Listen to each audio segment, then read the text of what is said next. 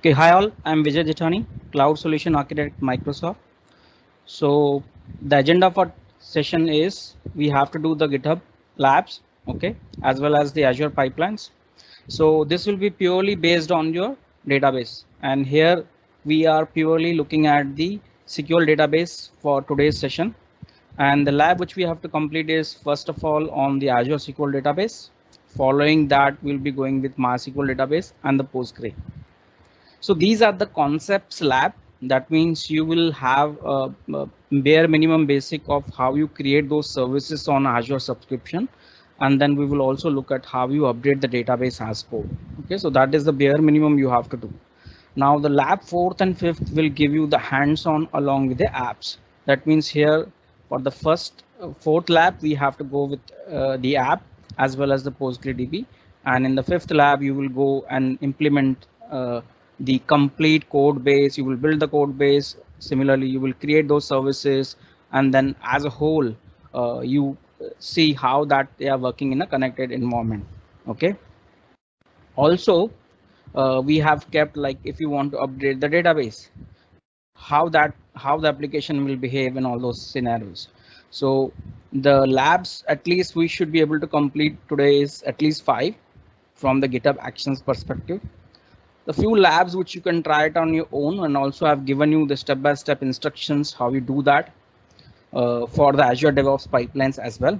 So with those are nothing but the repeat of 4, 5, but they are being now implemented on Azure DevOps. Okay. Similarly, if you want to try out the previous 2, 3 labs as well as on Azure DevOps, you will get sufficient information while you implement them to deploy them on Azure DevOps. Okay. Now that's the agenda for today. But for you to get started, what you need is your GitHub personal account, the way I said, right? So you will need a GitHub personal account so that you can create your own repositories, and following on, you will also have the Azure subscription, okay? Because the services are obviously created on Azure. So you at least you need a free account or your organization account. Few things I have kept as a part of this particular repository is, say suppose if you're joining us for the first time, then you need to know how you will create the Azure Service Principal. That is nothing but an automation account which you will use to create the Azure services. Okay, so with that, I think I've also given you the command line which you will use. The only thing which you have to replace is if you are having this service principal at the subscription level, at the scope of the subscription level, just replace the subscription ID here and give it an appropriate name. That means, say suppose your initials and then whatever that name you want to give. That way you will get this the complete parenthesis along the client ID and client secret that you have to create the GitHub secret.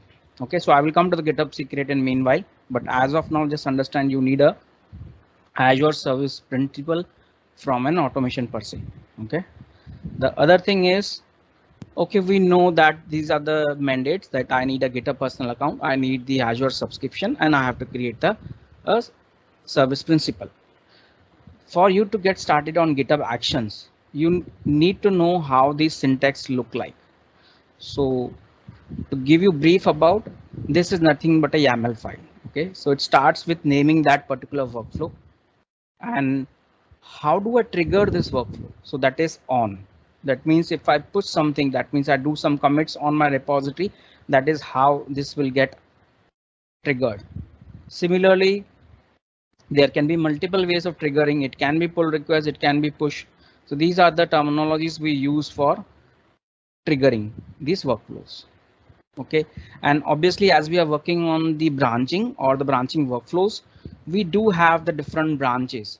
Like we may have the development branch, we will have the test branch, we will have the integration branch, pre-production, production branch. So depending upon that, you also can set these triggers on those specific branches. Okay, so these specific branches, you can have that trigger set up, and accordingly, this particular workflow will get executed. Okay, so now we had a name and run on what specific trigger. Following that, we can also check which branches it should apply. Okay, Then coming to the next part of what specific paths I can include or exclude. So let me come directly to the path base. This is something like, okay, I should run from this particular branch, and anything, if anything below that, if that repository or that particular branch gets changed, then we should be able to execute that. And there is also not, the exclamation says you not. That means everything, whatever change on this particular branch, but except something which is ending at alpha. That means if something changes here, you just ignore it. Other way of writing it is ignore and include and exclude. So like say suppose we do a sufficient documentation for any particular repositories, that what the code is all about and what it does in and out, what is the process we follow, a number of things, right? So we can ignore our documentation folder in that case, saying that if something changes here, don't trigger this workflow. Okay. Similarly, if I want to be very sure of the on specific file, that means this workflow should get triggered on a specific workflow file, then I should always set it for that particular file. That means whatever the name is, it should be that JavaScript extension. Okay, so that is how this triggers, or we are giving it a meaning with the help of what file changes at what level. Okay, so if I have to give you the similar kind of concept, the way we did for the branches is again include this path. That means everything that changes here in this particular path, but ignores if something changes in the docs. Okay, so this is very helpful document in terms of how you are creating the workflow. So overall, this workflow will, example wise, this workflow will look like similar to this.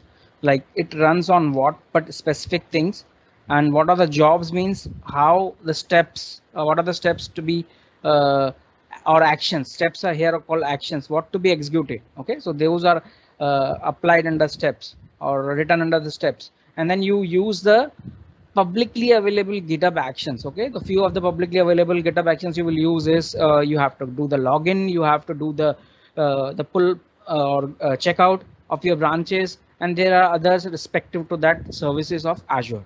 Okay, so those are the already available GitHub actions which we have to use them, and for how we will build and all those things, we have to make a structure which we call it as a workflow. Okay, so in short, if I have to show you the complete of just moving to the, so that you get a complete so this is how this will be getting organized. Like if you have the different jobs within that, so they may have a conditional steps. Similarly, they can run on a respective runners. Now runners are specific how you are going to build the code, whether it is Windows, whether it is Unix or Linux, or it is Mac. Okay, so this is how we tell the workflow that which particular machine it has to take.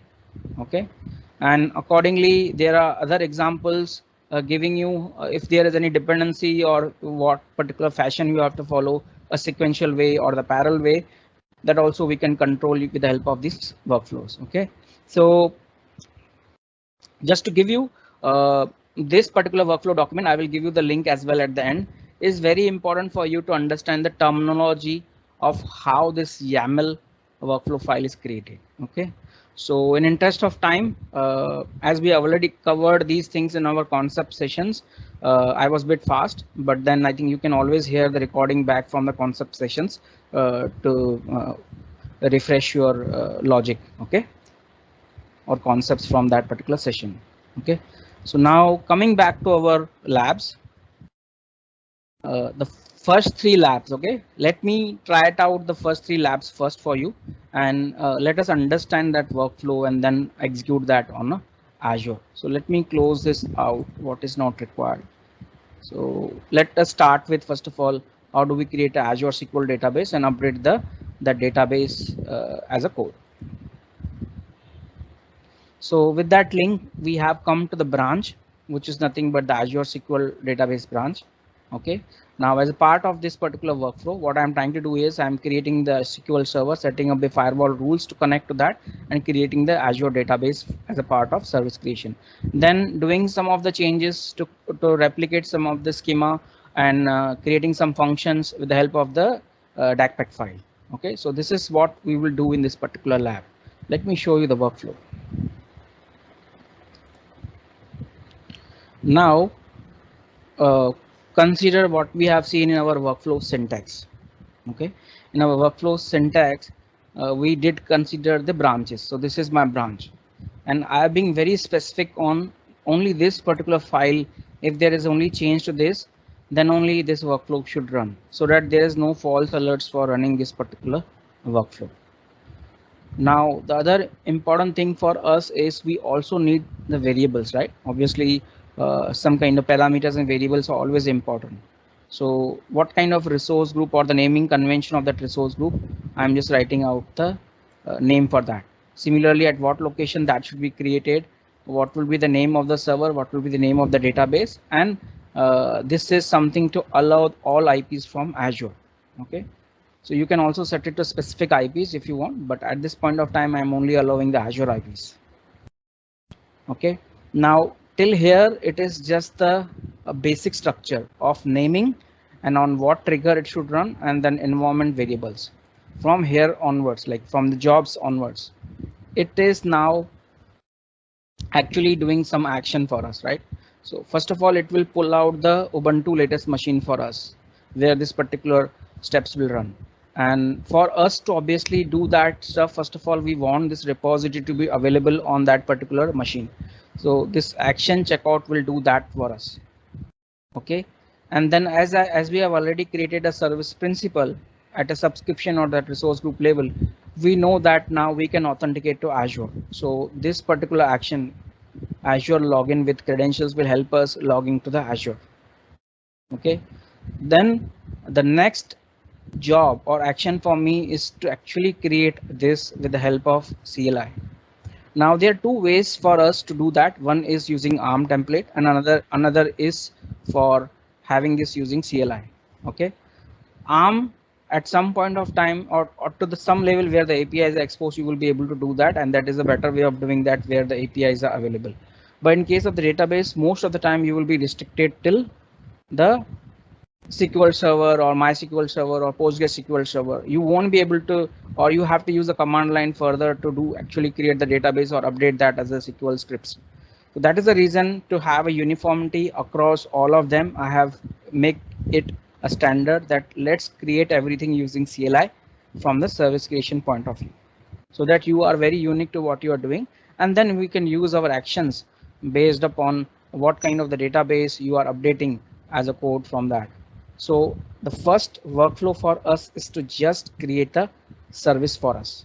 Okay, the service creation is the only thing which we are doing at this point of time for this particular workflow. And for going through this inline script, what I'm trying to do here is I'm creating this particular resource group for SQL database, and then I'm using the environment variables because I've set these variables at the top, so I'm just reusing them. Similarly, I'm allowing the all Azure IPs to access this database so that I can browse that and can look into that. Similarly, I'm creating the database with the help of these particular environment variables using resource group and server name and the database name which I'm giving here. Now, one thing here, if you see the two secrets, one is the action deploy. This is nothing but the service principal. Similarly, there is also the other secrets which I can't directly append here because I want to keep them secret. That is the reason we have kept them in the GitHub secret, which is SQL admin user and SQL admin password. Now these particular secrets are available while you create your repository. Go to settings and then come to the secrets.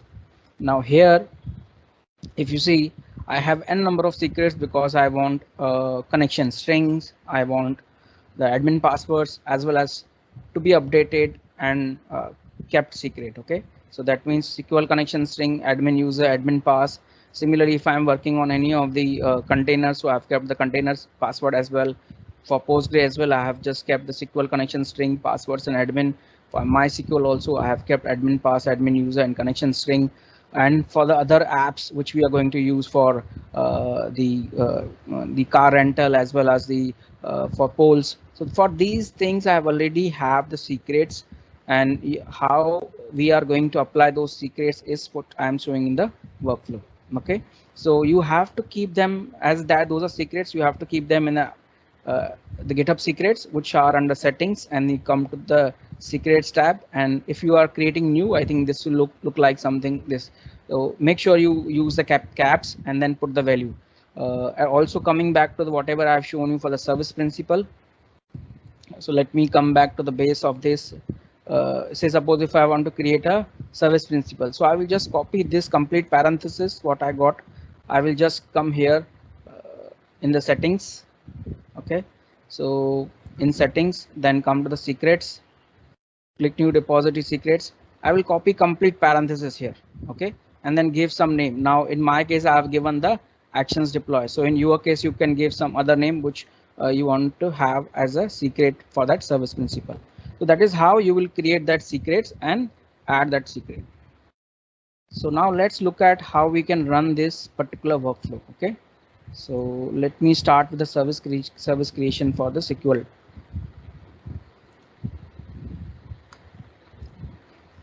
So if you see, the trigger for this is readme service create.md file.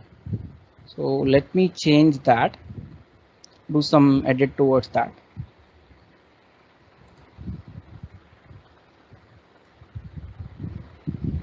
So I'm saying we are creating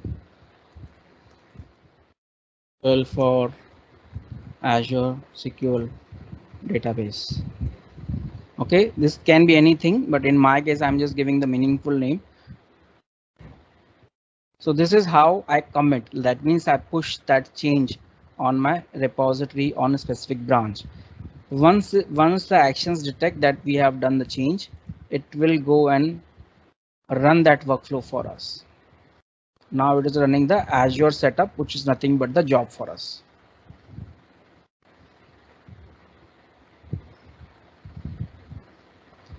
So first of all, it will go and authenticate on our behalf. My login is successful here. Now these particular CLIs, if you see, now it has replaced whatever the environment variables I have given, apart from password. So password, it has just kept secret as some hash variables, right? Apart from that, I think we are able to see the complete command line now, which is built up by our variables, right? So initially it will create the resource group. So here we have our resource group created, and then moving on, it will create the SQL server. Then within that, it will create the SQL database, and then following it will apply the firewall rules. Okay, so this is how we are creating the service for Azure SQL database.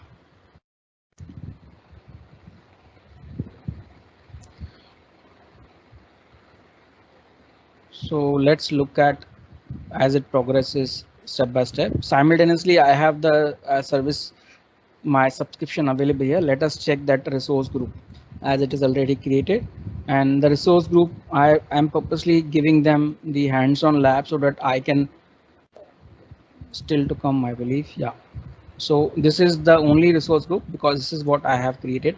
So this is according to what the environment variables we have given.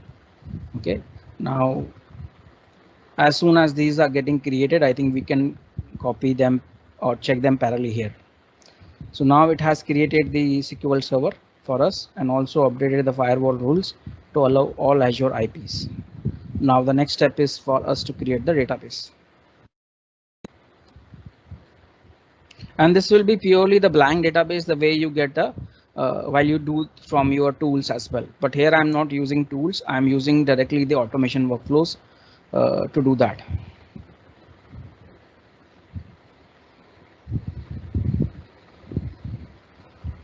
Okay, so it has ran that particular script, and we should be able to see that particular server as well as database. Okay, server has come, database also should be here.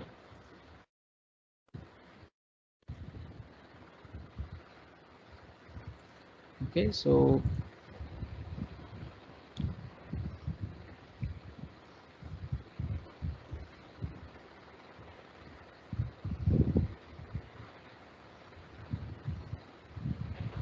So database will also be given the same name the way we have kept our environment variables. Okay, so it will give us the blank database created with the help of workflow. Okay, so database also here. Now for us to actually update this, we need some kind of DACPack file or any kind of SQL script. In our case, we have the DACPack file. So again, going back to the code.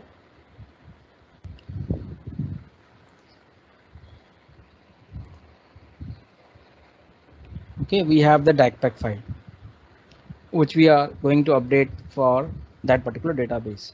Now in this particular database, if you see that particular what I have as a part of the workflow is again same few things will remain same. That means our branches and how the path which will cause this trigger for this workflow. And as you know that we have the naming convention from exactly the same naming convention you have to keep. Now the job here is not for service creation, it is for SQL DB update, and I'm running this through Windows latest and using the same secrets which I have used in a previous workflow. The only change here is now I'm using this particular action, which is actually doing the work of the what our tool or the any particular database tool used to do, right? So here, in spite of using SSMS or any of the command lines, I'm just asking it to give some server name, a connection string. How do I connect to that, and the DACPack package. So now this connection string, if I have shown you in the secrets, I have stored this because I already know the naming convention. While you go here, how to take that connection string is go to that specific database, okay, and click on the connection string. So this is how your connection string will look like. You can copy this. The only variables you have to replace here is the password. Okay, so make sure the password which you have given for your database, you are copying this particular as a connection string and keeping it as a GitHub secret. So that is how you will give that as a password, which will be used here in the connection string. Okay, and then that will apply our the DACPack file, which is nothing but I have kept some schemas and some function updates, which you will just see in a moment. Okay, so let me go back to that the file which I have to change for. Now for update again, I have the way I have kept the README file for service create, I have kept the SQL update for that. So let me do that. So update SQL database schema. Okay, so that is what we are doing now. We are just updating the database schema as per the DACPack file, right? As per DACPack file. So let me commit that the same branch, and again we will have the trigger following from there, which will go and update the database for us.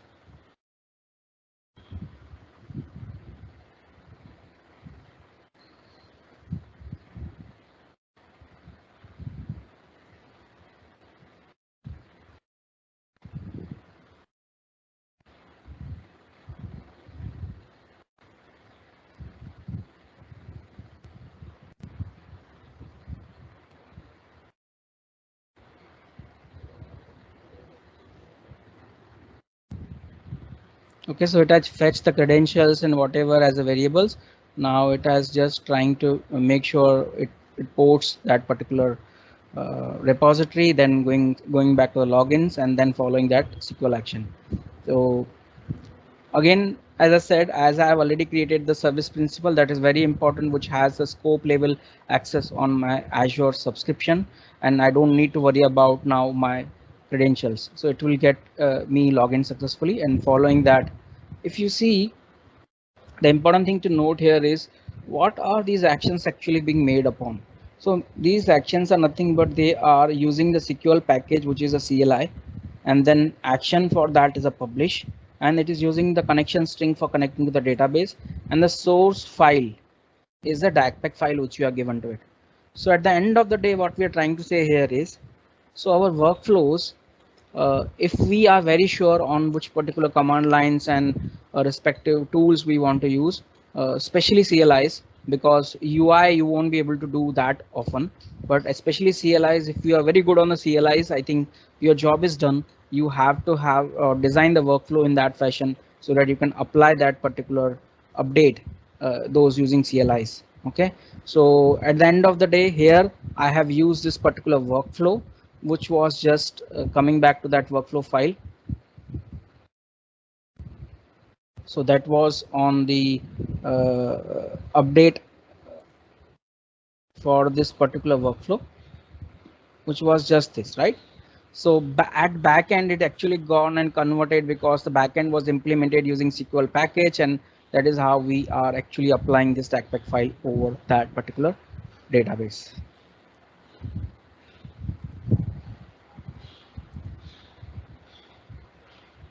Okay, so it now gone and updated that. If you see the actions it has taken from the DACPAC file is, it initialized the way you are using your SQL package. It updated, started creating the schema, some of the user defined and some of the tables, and also it created some of the default connection strings or default constants, as well as I think I would say it also has some functions. Yeah, here are the functions.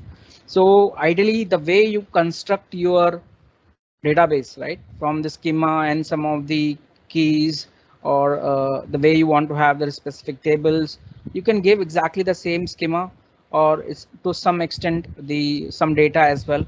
Okay, uh, so ideally for SQL you have three ways. One is going through the SM management services, right, SQL Server management services. Another way is you go through the command line, and the third way is you export some of those particular files, right, using any of those tools, right, or SQL script or whatever you are running as a scripting method.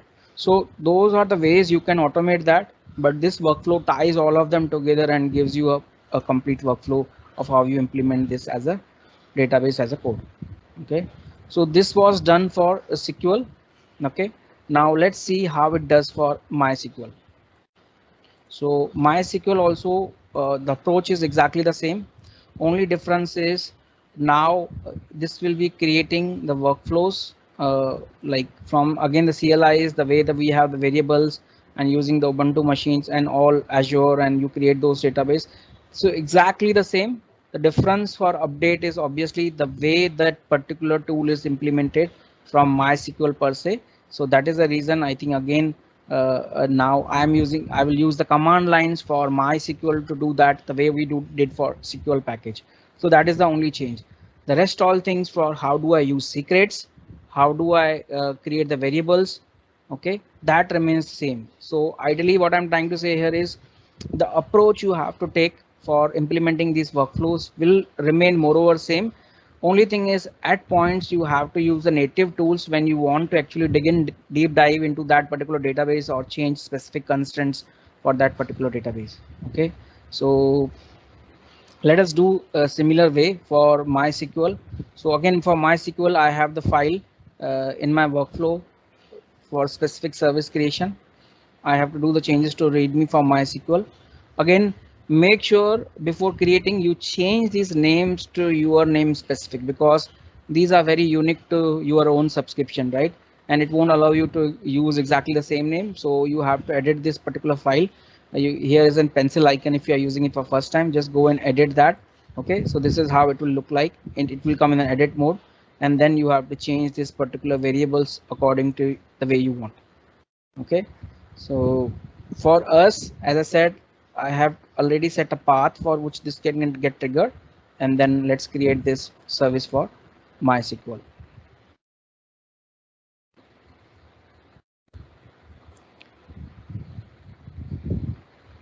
Okay, similar to the way we had the DACPAC file, now I am using the SQL script for updating. Now this SQL script is nothing having some of the I'm just setting some of the constants with that, which I'm doing on the blank database. Okay, and this is nothing but the name of my specific file or the database which you want to have that.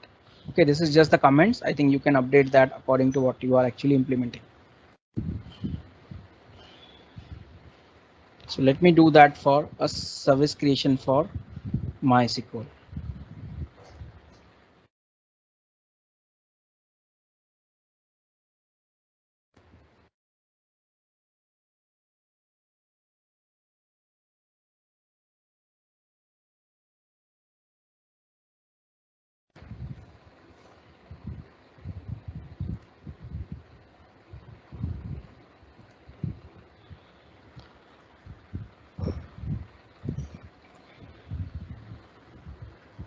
So with this approach, I think you should be good on creating the 3 SQL structured database, which is Azure SQL database, MySQL database, and the Postgres database.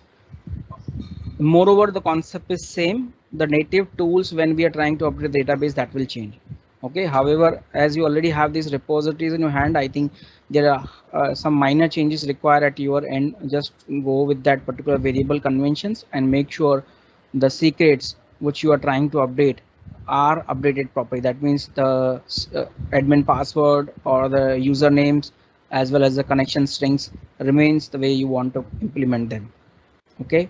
So that is the reason I have kept these basic steps first, 3 steps as a start, so that you get hands on first and then you move on to the applications slowly. So again, let us check the resource group. Let me check now. One more resource group should also come through. Still doing.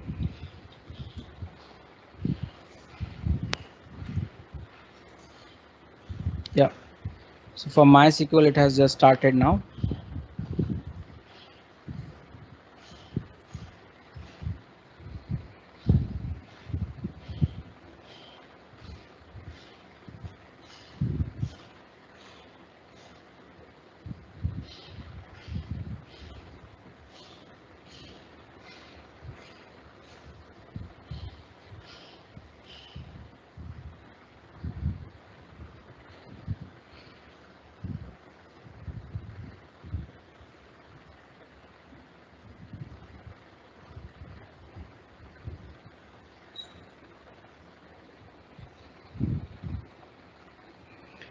And at times this can be a bit slow depending upon the load on that particular runners, or maybe, so I think you should bear at least 5 to 10 minutes for this service creation to happen.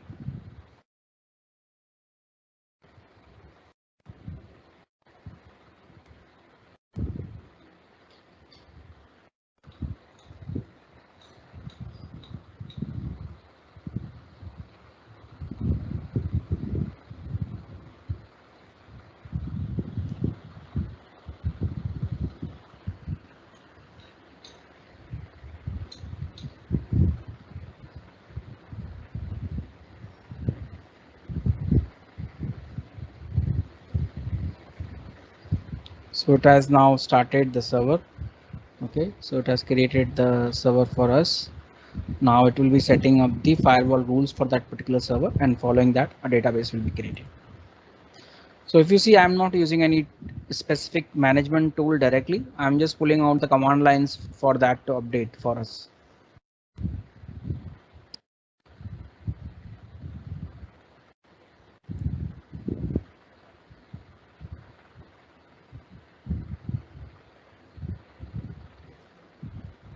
So the approach normally you should take here is, if you are developing something, then you work with the native tools as well as the services locally, as well as how you create that, check both of them are in sync. Okay, like that means whatever you are doing, replicating something locally and then replicating that to your that particular subscription, both remain same from the database per se. However, if you are doing something on production, in that case, it should always go through a specific change control mechanism. That means if someone approves that and then you do that, that is how you should follow. Okay, so at this point of time, I think we just did creation of this particular MySQL server. Okay, so this will not show the server here, just show the database for MySQL as well as Postgres. Okay, so now again the same thing. If you are trying to have the connection string, make sure you go to the connection string and pull out the connection string. If you are working on a specific databases, like for say Java, then you should pull out these strings and appropriately just put the passwords. Similarly, if you are working with PHP or any of the other application workloads, make sure you take appropriate connection string and update that in the GitHub secret. So this is how 3 things: connection string, your username and password, and your the whole workflow. These are the 3 things which we are working together for automation. Okay, so now just after this service creation, let's go and apply this as a part of the update to that particular database using SQL script. Now previously we used a DACPAC file because that is how we had the option, either you apply SQL script or you apply the DACPAC file, but here we are having option of SQL script. Okay, so let us apply this script now. How do we apply this? Again, following the workflow for the MySQL DB update, I have the variable names. Okay, and the change which will trigger this workflow is the SQL update file. And again, I'm using my login credentials and then using the already available, or I would say publicly available GitHub Actions for MySQL, which ask me about the SQL server name, the connection string, and obviously where I have to apply this from the SQL or script perspective. Okay, so let me do that.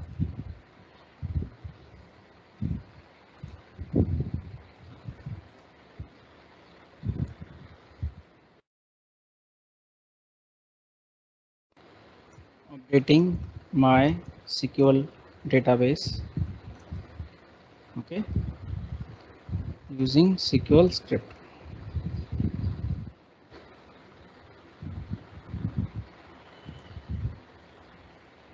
So with that, again the trigger, we will get the trigger with the SQL update.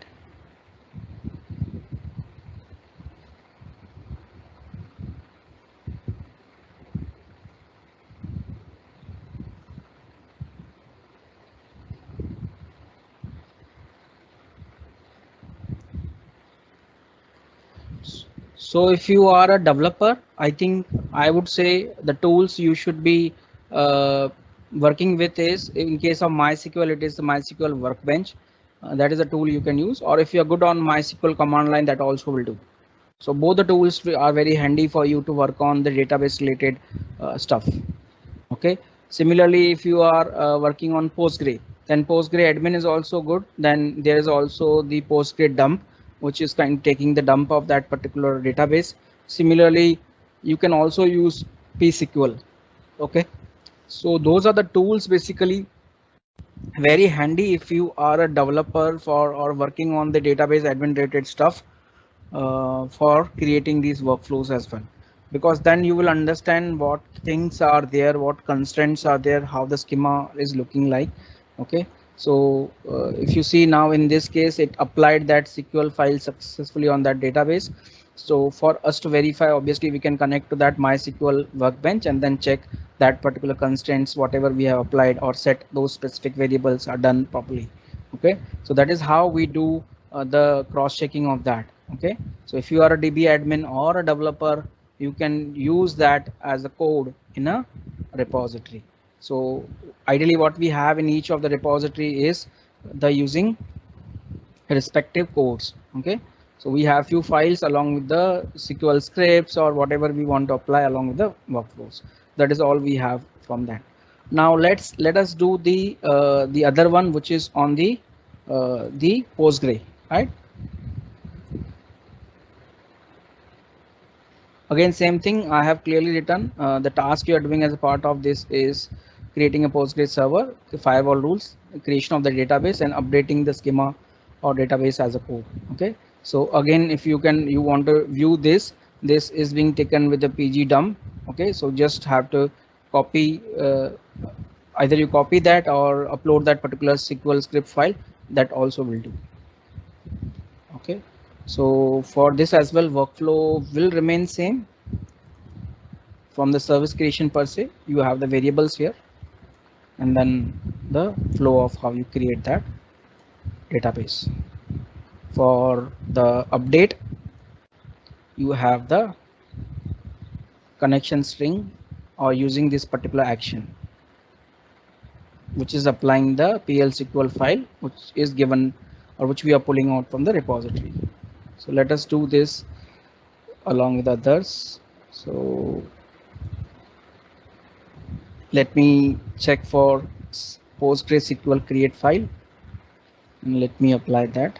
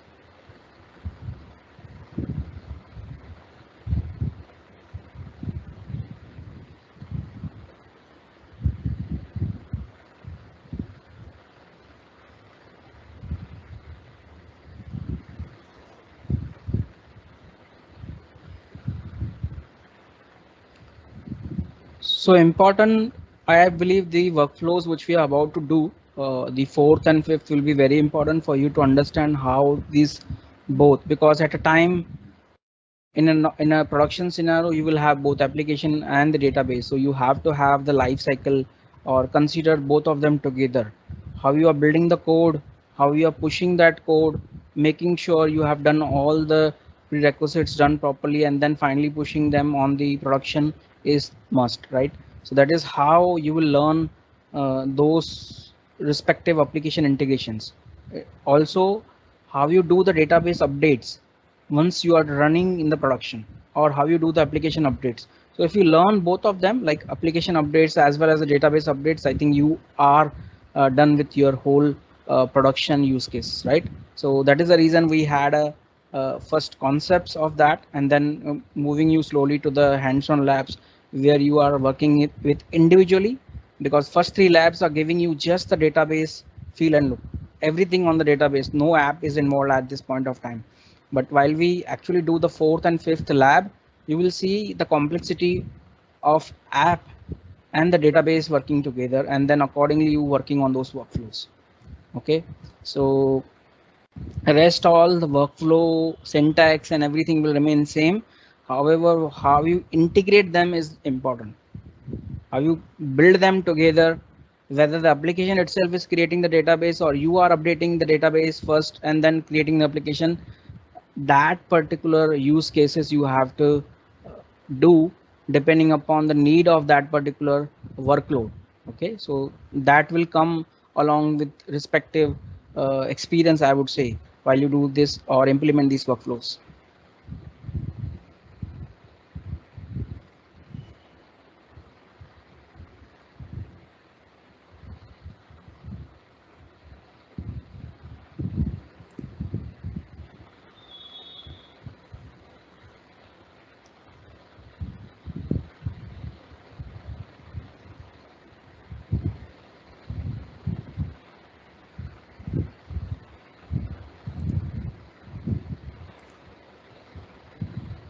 So again, for this as well, let's look into our resource group, and our third resource group should also be here for Postgres. Still creating, so let's wait for it.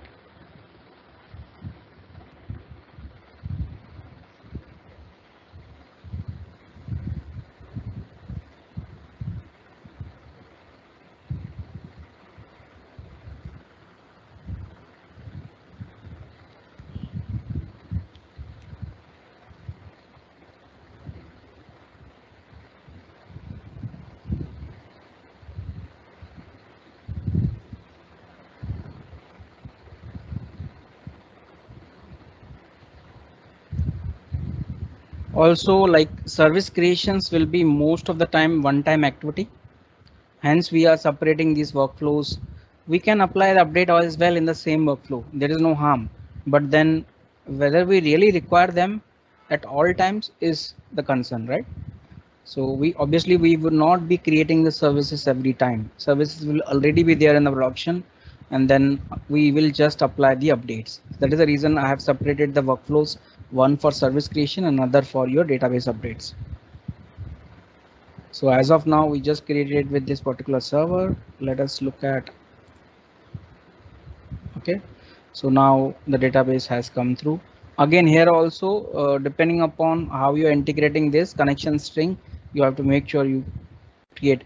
Now, most of the time, you will take pSQL as a connection string. Most of the time, unless and until you are really working on the some use cases where you are applying PowerShell, then go for Hadoop.NET, or if you Java, go for that particular connection. Most of the time, if you are a DBA, then you will go for the pSQL. Also, here in my use case of the updating the database, I'm using the connection string of pSQL, because that is how the code was implemented at the backend. So everything depends upon how my code was implemented, then I knowing the stuff, right? So if I know that stuff, then obviously that particular workflow for that update, I should know with the help of. So when I'm clearly mentioning it is PL SQL file, then that particular command line, while we update this, I think you will also see in that while I run this workflow that it is updating using that command line.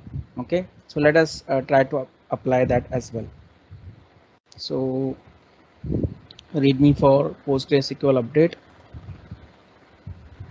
So I would say PostgreDB update.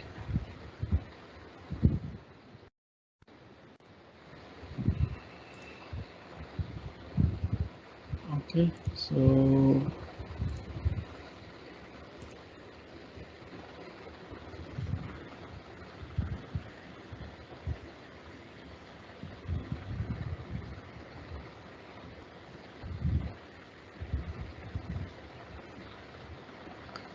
all of these three labs, as I said, you will just require small cosmetic changes to the environment variables and making sure you update your GitHub secrets. That's all needed apart from what you already have, which is the Azure subscription and that particular GitHub repository.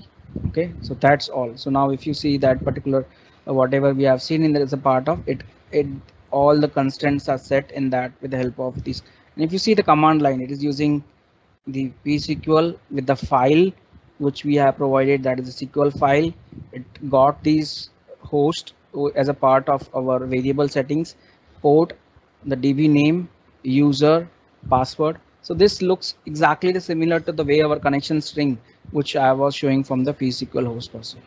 Okay, so make sure depending upon how we are trying to implement this, you update or the workflow accordingly, or give appropriate connection strings or the variables to it. Okay, so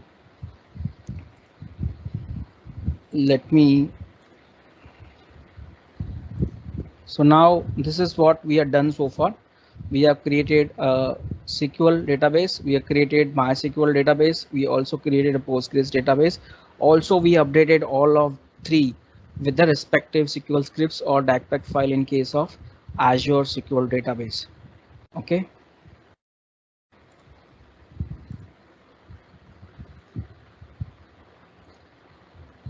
We are done with the first three labs. Now let's do something along with the app. So let us do the Polls app, which is using the Python and PostgreSQL. Okay, so the source, I think you can see we have the Azure site and some polls. Okay, so this is what is a source for this particular application, and then again our basics remain same, that we have a schema for PostgreSQL, and then we also need to update something at the back end so that we can show the power of using database as a code. Okay, so with that, I'm just trying to create the application or website, I would say, which is going to use the Danjo framework. So you can go through this particular functionality of this and how it actually relates to MVC format, the way we have for applications, so that you can understand the way it updates the database at the back end. Okay, the basic task we do for this particular lab is we create again the services using action workflow. We are building the code for this particular using Python and also creating the database at Fly schema update we are applying. Finally, we will also check something on if I change few of the credentials, or I would say the user logins at the back. So how that affects the database as a schema, and how whether it is working fine, and how we should proceed further towards applying database as code. Okay, so let's do step by step. First, let us look at the workflow itself. Now here I have three workflows. One for service creation, which will create the app as well as the database services required. Okay, so this is my workflow for actually creating that particular app and database. The next workflow is for building and deploying that. Okay, that means now I want to apply this schema to my database, right? So also parallelly, I'm building that Python environment for to be deployed on web app. Okay, so for that I'm actually packaging that. So I'm uploading artifacts for that. Similarly, while I'm actually deploying that, I'm just downloading those artifacts. Okay, so that I can deploy this to an app service. So in second workflow, I'm actually doing the deployment part of or build part of that app and making my artifacts ready. Now third layer is for me to actually do some minor changes in terms of the DB. Okay, so here again, I think this looks exactly similar to what we are applying as an update. I'm using the psql file and I have a SQL file which is at the root of that particular branch. What that does is just updates the schema, or I would say some of the records into that. Okay, this is more towards creating the polls. So let us come back to this after we create the first part. That means we are done with an app creation and then we are done with our database schema creation. Then third part, we will actually insert the records and see how that works in our integration at the back using database as a code. So let's do that. So from the service creation perspective, the basic stuff, have the appropriate naming conventions, what kind of the database I want to have, location. Then this particular action is actually going to log in or authenticate me to Azure, and then I follow a CLI principle of creating everything from scratch. Okay, here also again I have some of the secrets, exactly the same secrets I have used in my previous labs as well. Okay, and there are some application settings which I want to make sure those are available once the app is created. Okay, so these are few things for a service creation perspective. Let's do the service creation first.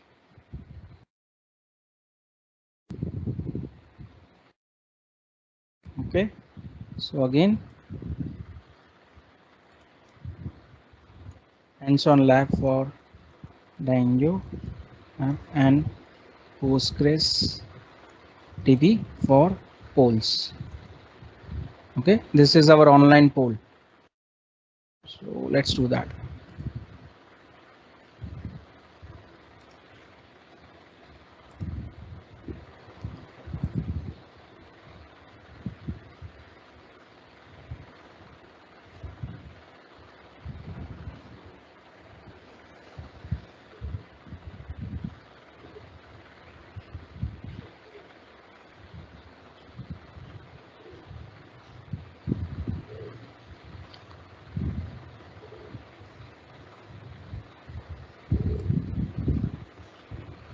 So parallelly, let me check this is available for us to track, right? So let me refresh the screen.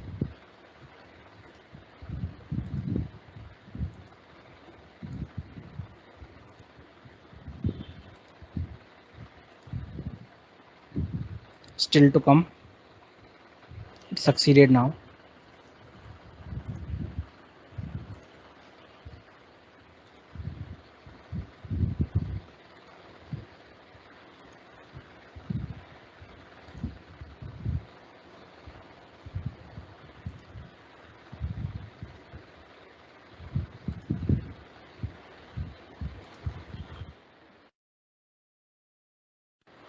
Okay, so we have our resource group created.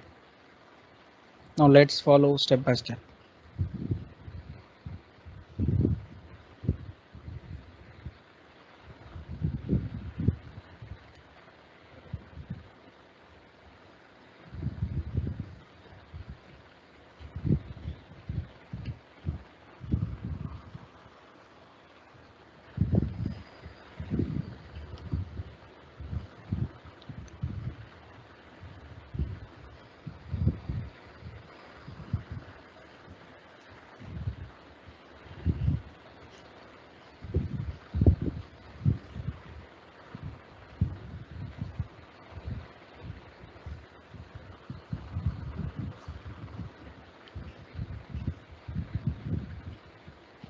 So again, as I said, this is going through the CLI and it takes some time, even we do from the UI as well. Okay, so be patient. I think it will take around 5 minutes because we not only have the DB now, we also have the app service to be created along with the app service plan.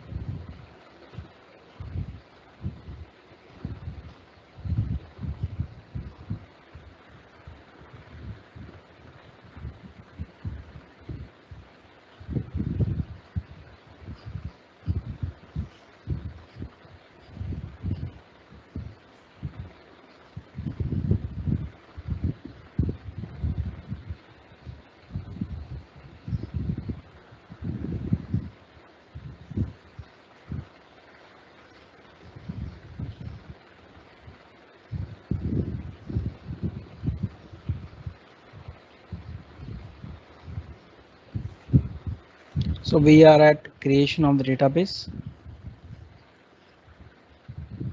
After that, I think it should go and create the app service plan, then app service. Yeah, my plan is there.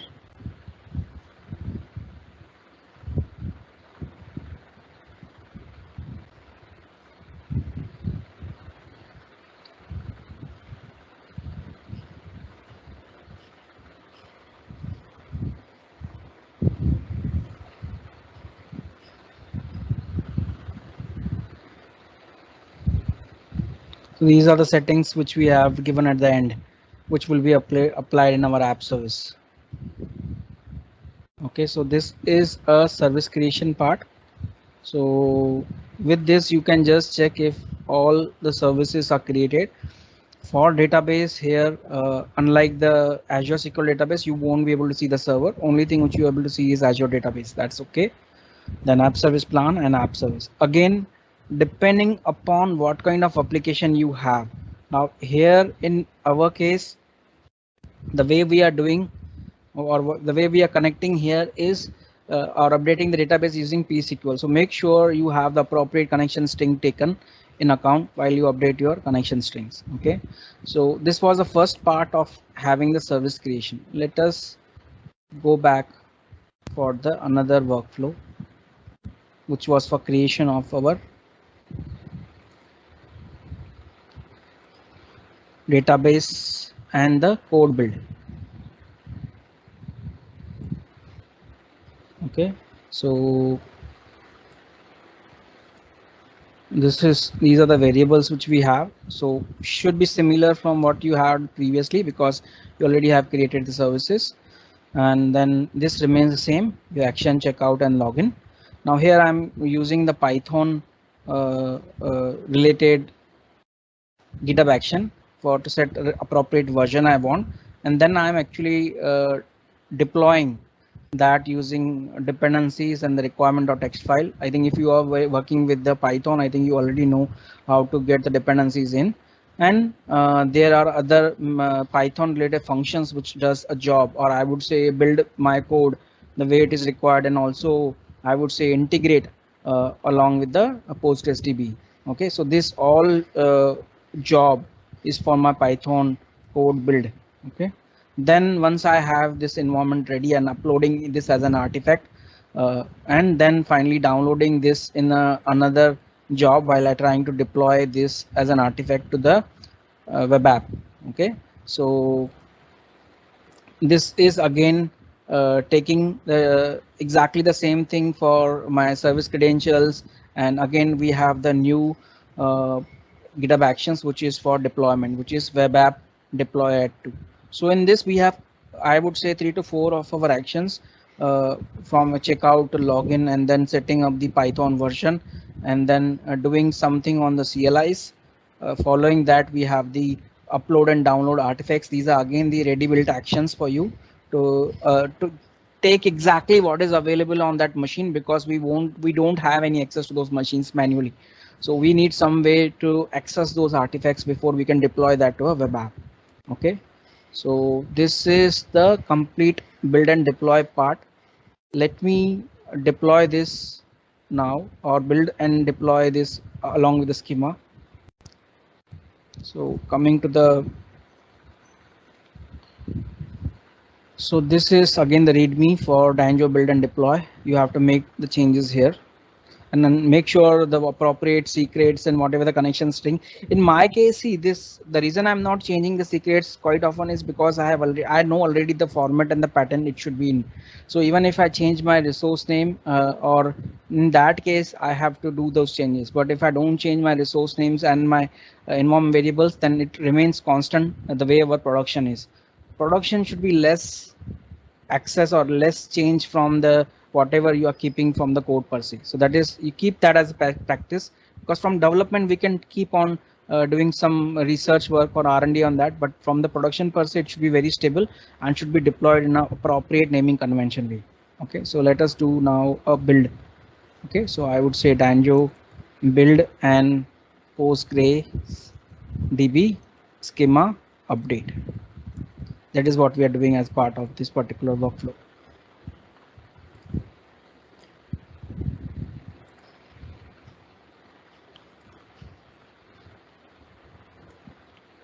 So now also I have mentioned that this is what the build I am doing, and for following the build only I can deploy. So I've already had a sequence setup saying that I need this build while setting up this workflow.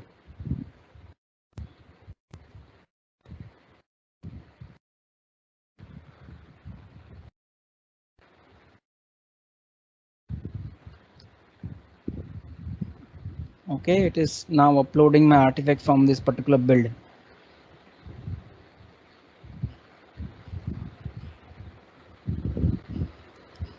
Now the next part is to do the deployment.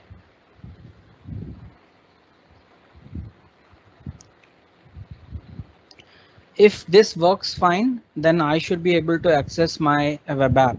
If something goes wrong with that settings or any of my credentials, then obviously this will be in a broken state unless and until I fix that particular code base.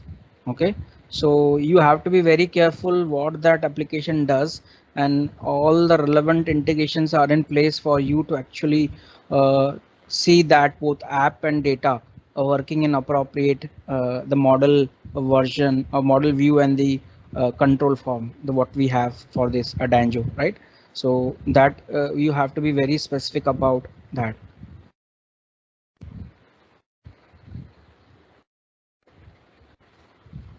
So currently, whatever the artifacts we had, it has to deploy those on the app service. Now I just, if you see the this downloading of those files, this is what that was got uploaded, and then we downloaded that in this while we are going to deploy on the app service.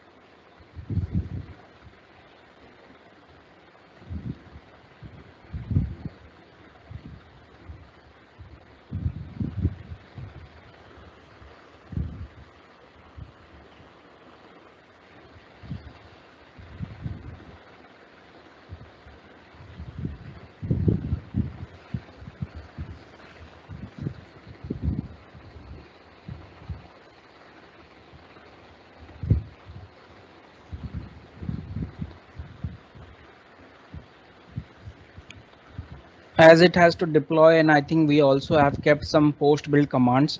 While I will show you the application, I will show you the post build commands which it is doing and kind of building that internally along with the database. That is the reason it is taking some time.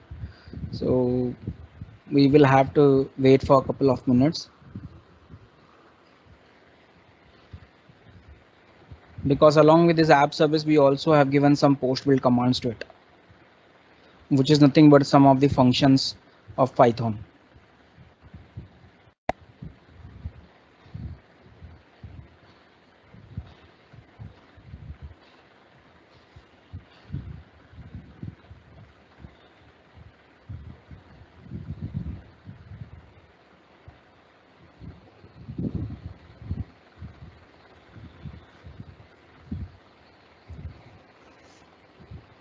Okay, I think it done the deployment.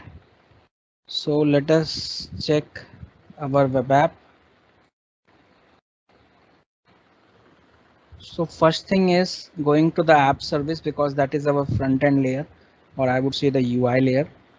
So it should be able to browse if everything. So polls app, but no polls available. That's okay, because at this point of time we have not have any questions or any Q&A within that. So I'm going to the admin console of this, but this is something which I have to do internal to that. That means a super user creation I have to do. So for that, I will show you one more thing using Python, which I have to do on the command line. This is manual because I have to create a super user. So let me do that using logging to that particular web app service, because I will require a SSH session to that particular console. So I would just need this resource group and then also need the name of this web app. So what I'm trying to do here is Azure web app. Now I'm controlling connecting to that session. Group name is this. Similarly, the name of app is also same. Okay, so with this it should give me a command line control of that machine where I can create a super user account. Now you can do a normal list to see everything has now there in your console of app service, that is platform as a service, right? So I need few things like Python is the way I run. Manage dot is a function which allows me to create per user account. Okay, so this is how we run the function along with some parameters. Now by default, if I don't give it a name, it will create a user by name root, but I'm giving my name.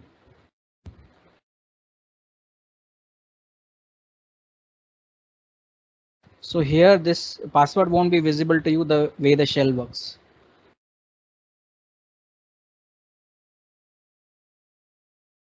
Okay, let me do it again.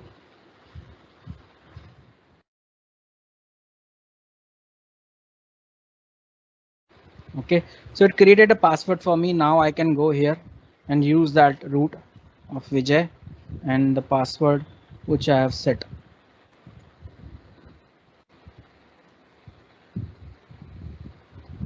Now if this poll app is ready, I should be able to see the this particular administration window and then add the Q&A. Okay, so here let me add something, how many labs we completed, right? So let's put today's date 12, time let's say now, keep it excellent, completed all labs, good, done with 3 labs, or okay, still working on, and save this as a voting poll. Now if you browse the previous one where we were getting the no polls available, let me pull down that. Now you should see one poll there. Okay, how many labs were completed? So I would say good, done with at least 3. Then you can revote again saying that I have completed after you are done with all. Or if few of us are still waiting on, so okay. So that way you keep on voting once you're done with that poll app. Now this all whatever was there in database or what we create through admin console is what was showing to us. Now let us update the database backend and create this poll question. Okay, so now if you see, let us go back to the, we only have one poll question as of now. Let us do an update from the database end. So let me go to the code and show you what I'm going to update there.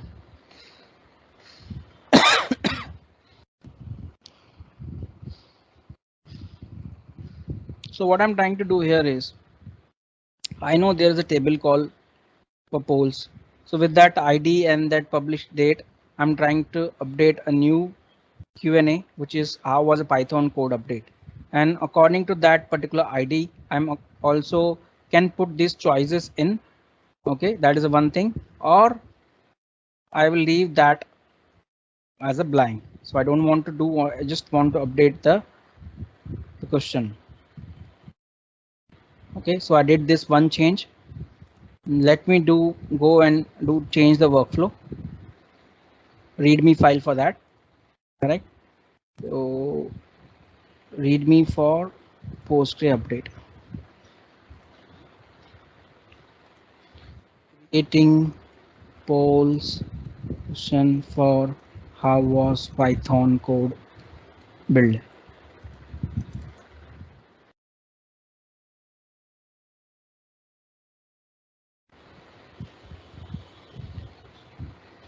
So if it could connect, fine with all the things whatever we're being doing, we should be able to see that poll Q&A available to us for the Python. Now not being done from the front end admin console. Now this is taken care directly as a database as code.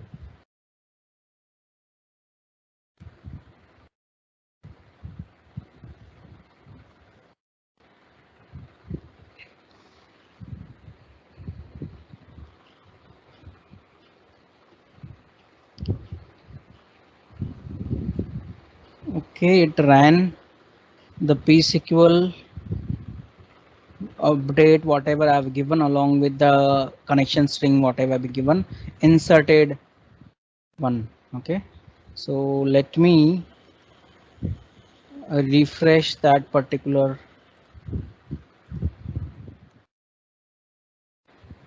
Okay, so now you also have our Python code update. So the reason this is not there because I just put the question. Okay, so suppose I want to update that along with the choices. Okay, the way we were having excellent and all those things, you can update that as well. I purposely removed that so that you can see that how it changes that particular questions. Okay, so you can have the complete way of, because we had the two tables, one was choice, another was for actual questions. So depending upon that, you can bring that in and apply to that. So just to show you that this is how it gets updated at the backend from the way the app and the database work together. Okay, so that also you can do from here. So it did not selected a choice was because we have not given that options to it, right? So that was the one thing. Okay, so similarly, what I can do here is on the console part, the other thing left was showing you what exactly is. So we have this particular, I think you can go through this code part. This is kind of the MVC format which you have, right? View, URLs, test, models, apps, and all those things. Okay, so that you can do that. Okay, and also going through the specific migrations and everything, I think you can just go through that Python scripts as well. Okay.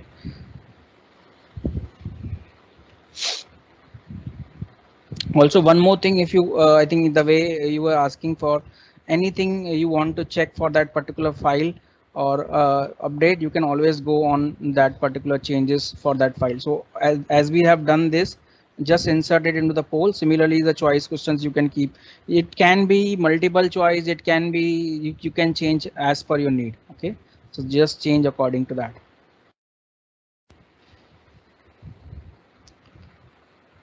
So that's all for this particular lab.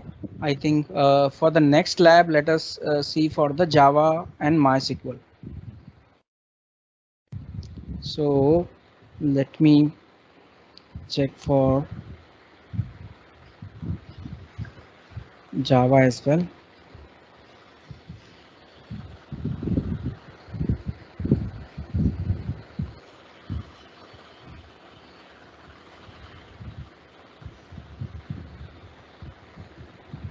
Okay, so here what we are trying to build here as a part of this lab is we are having a vendor which is providing the ferry, or I would say the transport services to the employees. So from where to where they have traveled, that is a record in the MySQL database, and the app is giving us a front end to check if we have traveled from where to where during what particular day and time. Okay, so again the concept remains same. We have to make sure the specifics of the workflow, that is service creations, should always be there, and if not required, I think that workflow should not be run again. It can be a one-time activity. Okay, so here again the branches and that remains same, and we are building the complete through the inline script. Again repeating, the reason I'm doing this to Azure CLI is ARM gives us an option of app services, whatever is available or whatever is exposed to the ARM templates. You can go and access that till the server end. If I want to really go and create the database through the ARM, I cannot do directly. So if I have to use a multiple choices, then I thought better why not to use to the CLI in this rather than using one ARM then one CLI. So that to consolidate everything in one, I have kept Azure CLI as a simple model. Okay, so just remember that. So let us go and create this for the DevOps for hands-on lab perspective. So let me create these services.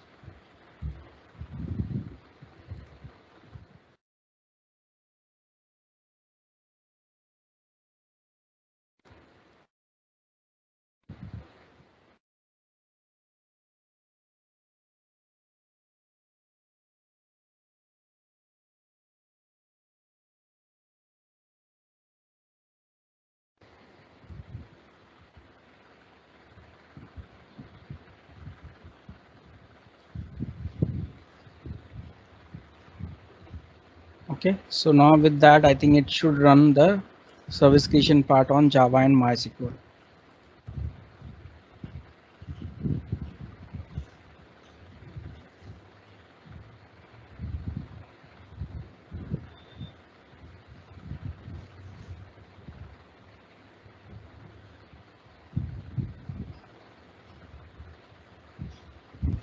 Also, you should be very good in, as I told you, the native tooling.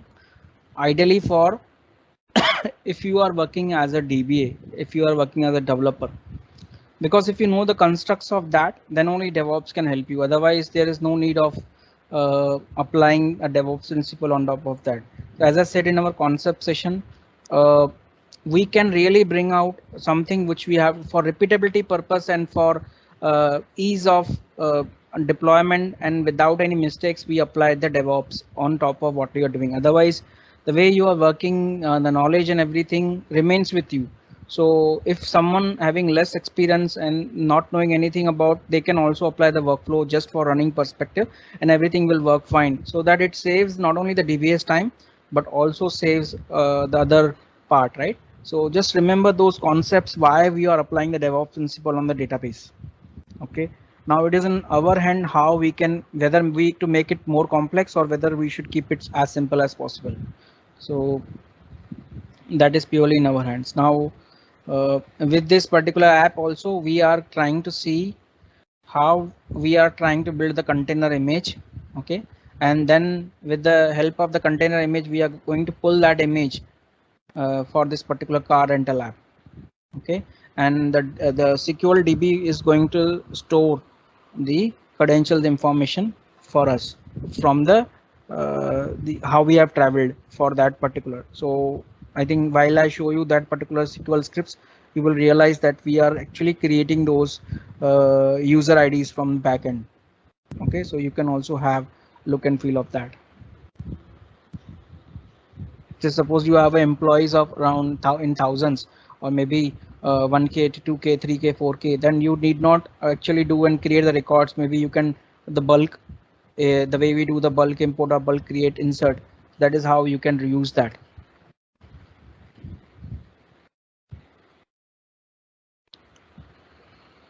So for this also, let us check in the resource group.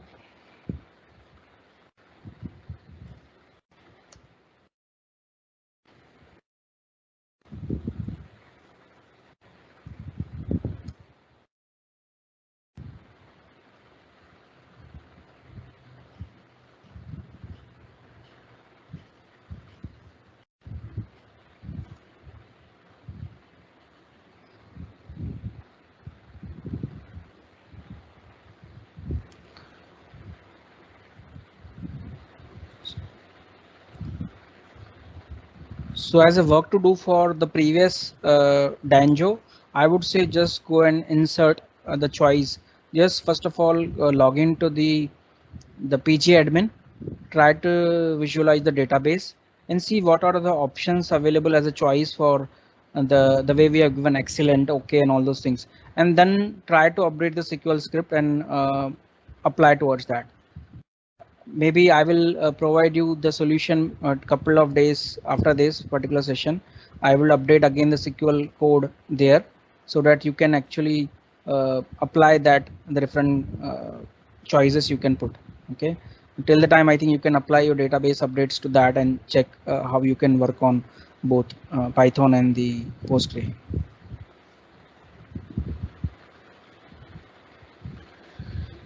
So I think it's still creating the services. Okay, so it has created the database. Let me close this out.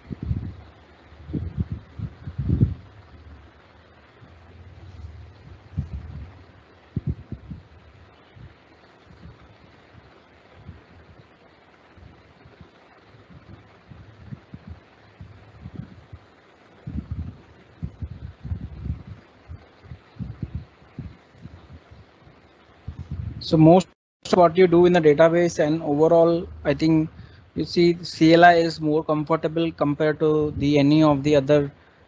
Maybe I think you can use the native tooling, but then in that case you have to first of all download that and do that. So ideal way I have seen is most of the things can be done CLI or the bash, or if you are good on PowerShell can also be done using that. So that you can try out with. So coming back to the, so we are done with the service creation part now, right? So we close this out. So again, same thing, you have app service plan and the database for your MySQL server. Now the other part is for us to actually build the Docker file and then push that to the container and then use the deploy over the web app. And also we do have to create a schema or create the update the schema using create MySQL DB, which will actually bring in all the required schema and few of the constraints in for the database. Okay, so again the process remains same. I am going to update the README file. Okay, we're done with the service creation. I'm going to build the Docker file. So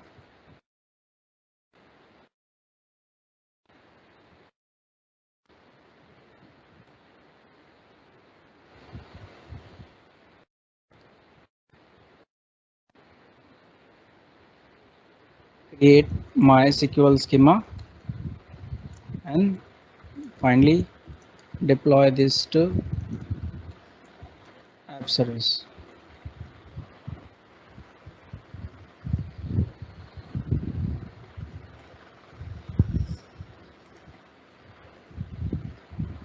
Now here I have two jobs running parallelly and one is in sequence. The reason for this is MySQL update or the schema creation does not require anything on the Docker build or something to push on. That is the reason I have not made the dependency of MySQL update after publishing job. They both can run in sequence.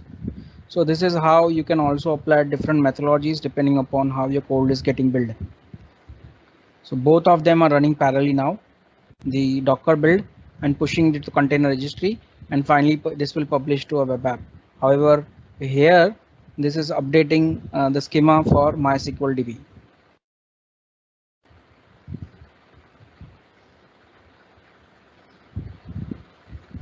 Okay, so my build part get completed, which is nothing but the building that project and then pushing that. So this is the complete Maven. Maven is nothing but the project management for Java. you require a POM file, that is a project object file. Okay, so it is, I think, project object model file, which will give you what kind of dependency it has and how it has to build and all kind of things. So from there, I think you can actually create a or build the Java code for that. So similarly, SQL update is complete, which is nothing but it gone and updated against the SQL file on the target, which I can show you. It was nothing but the database related stuff of create.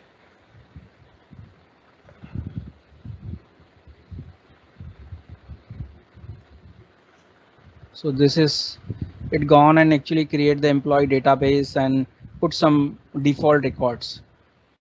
Okay, so I will show you these records while we log in. Okay, so from the actions per se, again going back to the, so we are now about to finish this. Okay, so from the web app per se.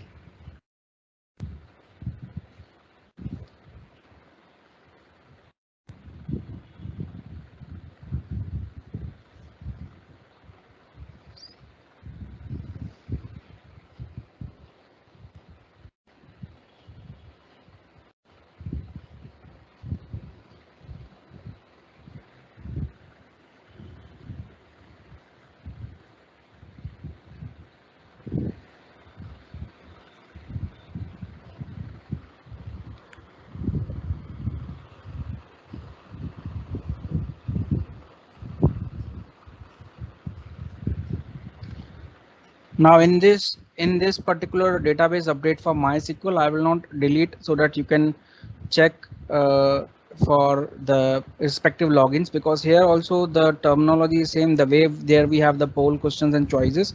Here we have employees and then we have their records.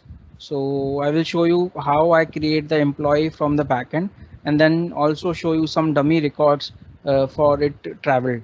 Okay, so that is how, if there is something in like in another database, like those records, another database, we can have how we can export and import that. I think that you can be taken care at the app level or the database level as a code.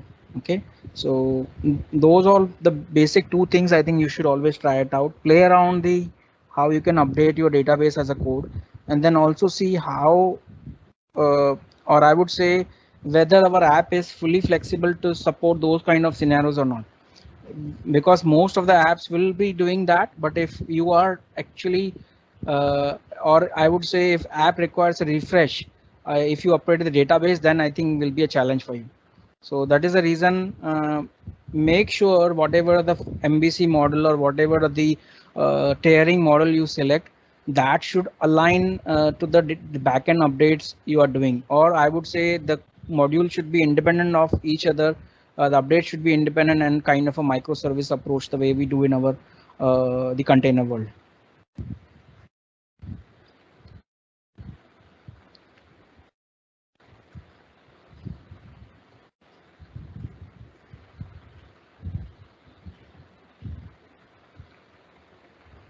So it's taking a bit of time. Let us see.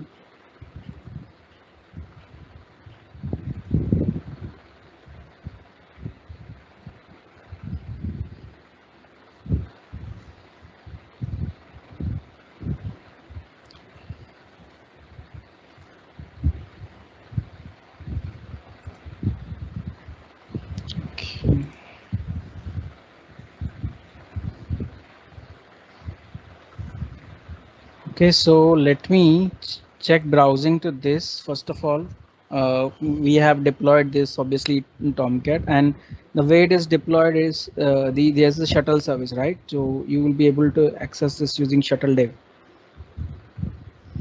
Now this is the employee email and password. You can actually put the email and password, but for simplicity they are just the default apps. So this is something which I have shown you in the SQL file while you're creating the. So it is nothing but the same username. Just follow that and just append the password to that as the employee password. And if this works fine, that means it allows you to log in. That means your database connection is fine. It does not allow you and shows you could not find or something, then I think we have to work out back and see whether the database connection strings are proper or if there is anything required for me to integrate still. Or so probably I think most of the time it will be the database related thing which will not allow you the entry. Now here let me access the travel as well as the fare history for that particular user. So okay, so this is how. Now let me show you one more thing. Let me close this out and show you. Say suppose I again want to log in here. I just want to make sure that my ID is not there and I cannot log in. Say suppose I want to apply Vijay and the same with the password. Now this should give me the error because this is not available in the database. Sorry, please, we could not find the email and password. So let us do the update of this so that I can log in to this particular application. So for that again I have to go to the DB update part, which is nothing but the SQL script, and here I have created for myself in the database I am inserting my ID, a name and the password. Similarly, I am also inserting from where I have traveled for that particular destination and the details. So let's try update this particular information and see if we are able to correlate with our app.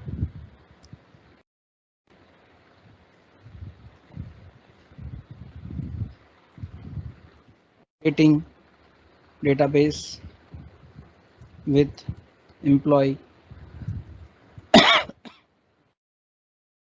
password and one travel history.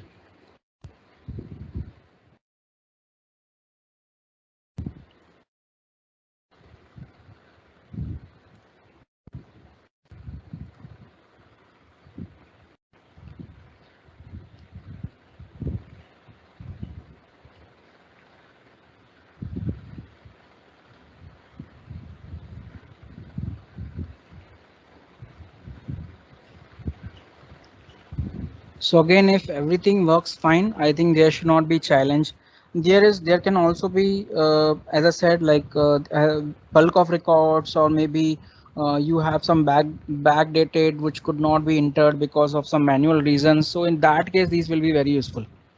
Or you have some the partner organization which you want to consolidate. At that time also, this will be very helpful.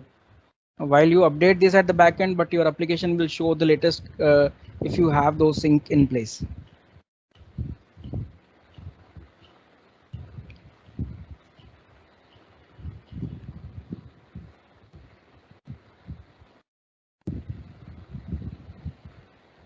So here at the backend, this particular action which was on MySQL, it used the mysql.cmd, connecting to the host, updating with all the relevant details, and that script got executed against this. Okay, now let us check if I'm able to log on with my ID.